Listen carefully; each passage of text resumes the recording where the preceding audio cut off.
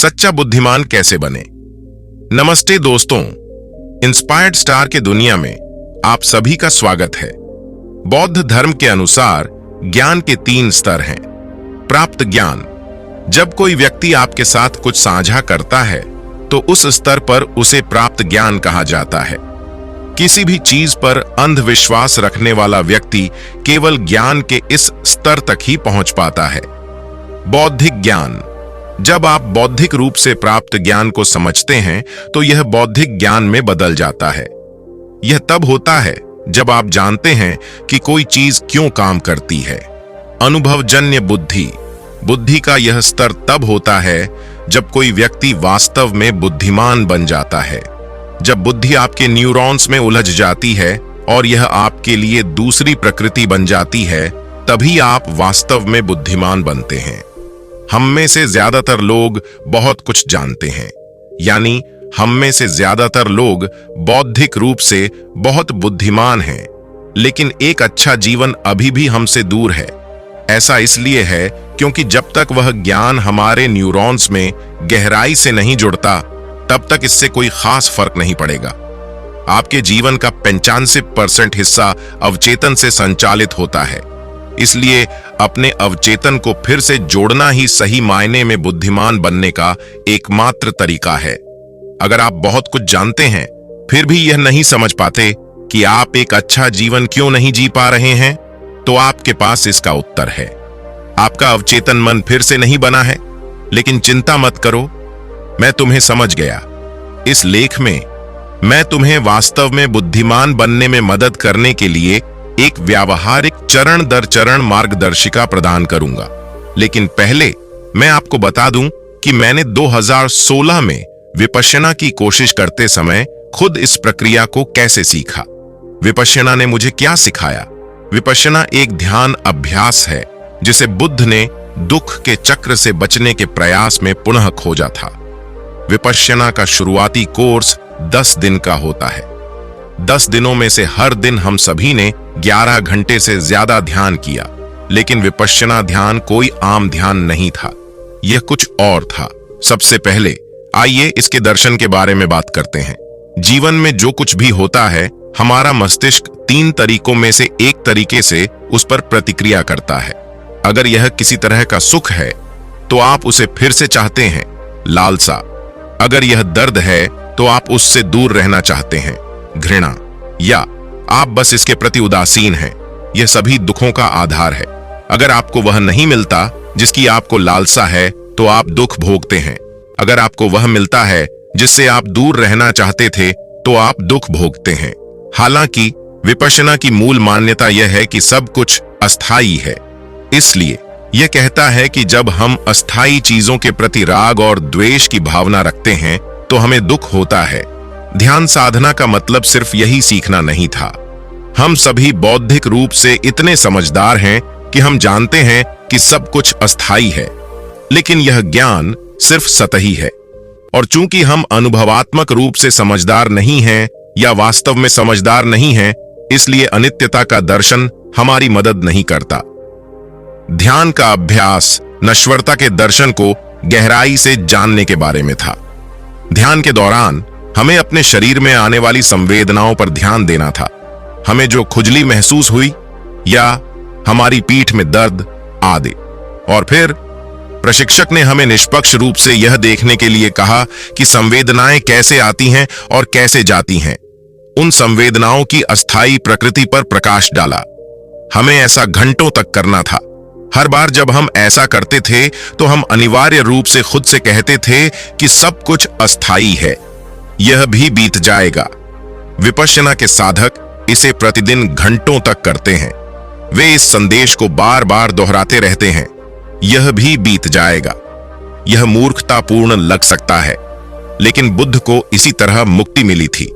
बुद्धा मुक्ति प्राप्त की।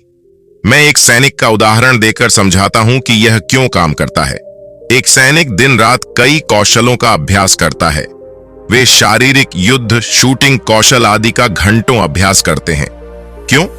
ताकि युद्ध के दौरान यदि आवश्यकता पड़े तो वे अपने अभ्यास के घंटों का लाभ उठा सकें।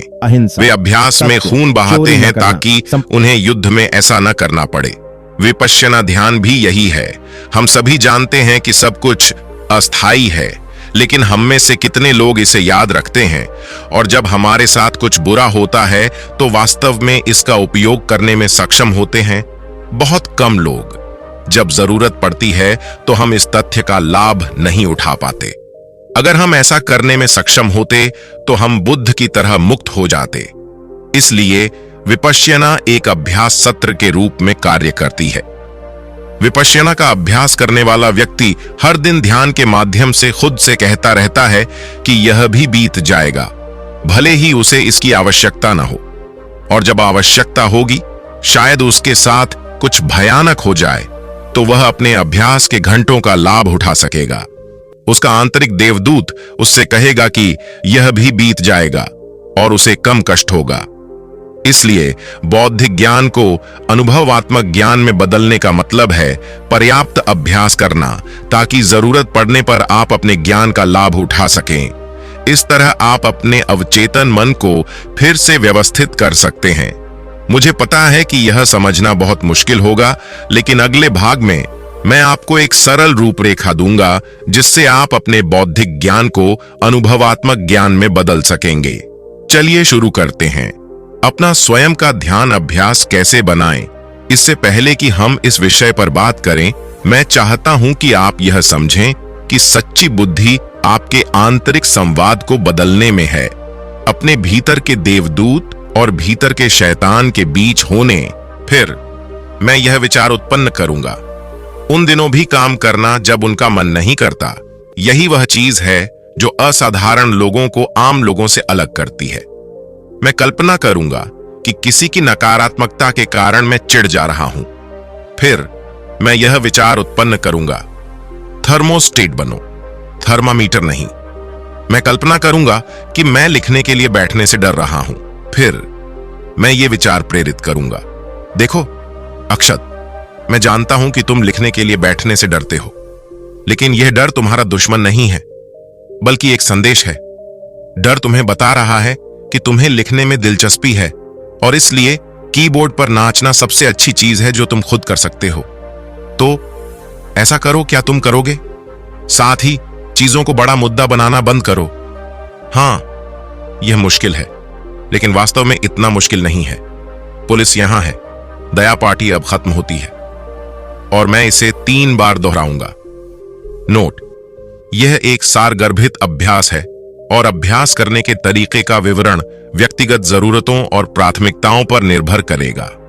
मैं एक समय में 3 स्थितियों पर काम करता हूं, 3 सप्ताह तक, हर सुबह 3 बार। फिर मैं अलग अलग स्थितियों पर काम करूंगा। आपको यह भी समझना होगा कि अगर आप इनका अभ्यास नहीं करते हैं तो समय के साथ आपकी बुद्धि कमजोर हो जाएगी। आपको अपने जीवन का ऑडिट करते रहना चाहिए और समझना चाहिए कि आपको किस पर काम करने की जरूरत है और उसके अनुसार काम करना चाहिए। अंतिम विचार, भले ही बौद्ध धर्म विज्ञान से बहुत पुराना है, लेकिन बुद्ध न्यूरोप्लास्टिसिटी के सिद्धांतों को जानते थे। वह जानते थे कि सच्चा ज्ञान तभी प्राप्त किया जा सकता है जब हम बुद्धिमानी भरे विचारों का लगातार अभ्यास करें, ताकि वे हमारे न्यूरॉन्स के साथ उलझ जाएं। भले ही यह एक सरल सिद्धांत है, लेकिन यह जीवन बदलने वाला है, क्योंकि आप इसका उपयोग करके सचमुच जीवन की हर परिस्थिति में जीतना शुरू कर सकते हैं। जैसा कि वे कहते हैं, अपने विचार बदलें, अपना जीवन बदलें। आप इसे 3 सरल चरणों में कर सकते हैं। पता लगाएं कि आप कौन सी मानसिक लड़ाई हार रहे हैं। उस लड़ाई के लिए अपने विचारों का ऑडिट करने का प्रयास करें और अपने आंतरिक देवदूत के लिए मजबूत विचारों की खोज करें, ताकि वह जीतना शुरू कर सके। हर सुबह अपने अवचेतन मन को फिर से सक्रिय करने के लिए उन मजबूत विचारों को प्रेरित करने का अभ्यास करें। यह आपके भीतर के देवदूत को प्रशिक्षित करेगा कि वह अभ्यास में लाए गए सभी ज्ञान को आपके कान में फुसफुसाए, ठीक उसी समय जब आपको उनकी आवश्यकता हो। और तब मेरे मित्र, तुम सचमुच बुद्धिमान बन जाओगे।